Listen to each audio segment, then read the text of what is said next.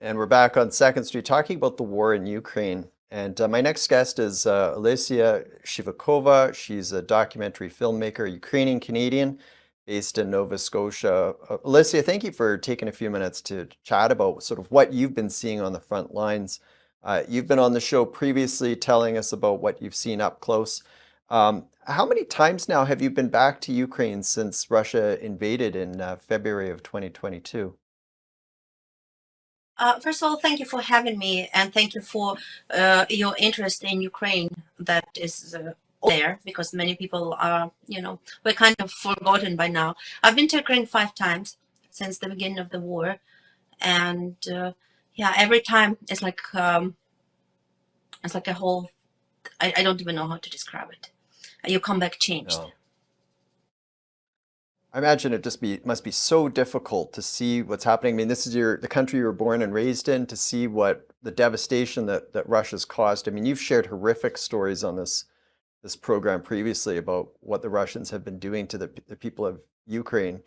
I want to ask you though, I mean, we just talked about it. You've been back 5 times since Russia invaded back in 2022. In the early days, Russia thought they were going to simply go in and take over Ukraine within a week. And the world has really been amazed at the resiliency of the Ukrainian people to stand up and defend their homeland. What kind of changes have you seen among the Ukrainian people from the early days when you visited compared with, say, your last visit and what you're hearing from people today when you talk with them? The first change I want to mention is myself. You know, every time you go, I noticed that it affects you less and less, although you do come back changed. But you get a kind of an immunity. You see a destroyed house, you hear a story, and you understand that you're kind of numbing your heart down. And I'm not the only one, and it's really scary. And this is, if you read the history Mhm. of wars, and especially long wars, people start losing their touch with their heart.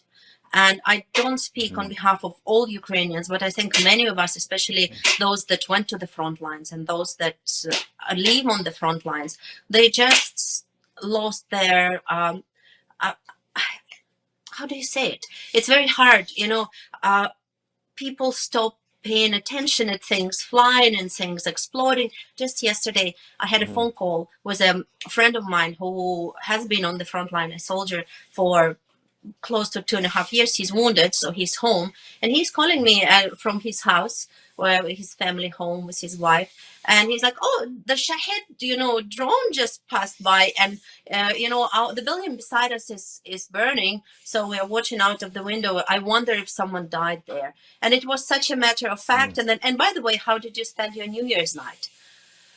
So although there is a spirit Yeah. to win, because we don't have any other option. Before we would tell, okay, when Ukraine wins, we will do this, we will do that, we'll open this one bottle of wine that we kept for that day. Just now, people say, I wish it's over soon. So you do feel this Yeah. exhaustion. You do feel this. It's 3 years of hell, unimaginable Mhm. hell.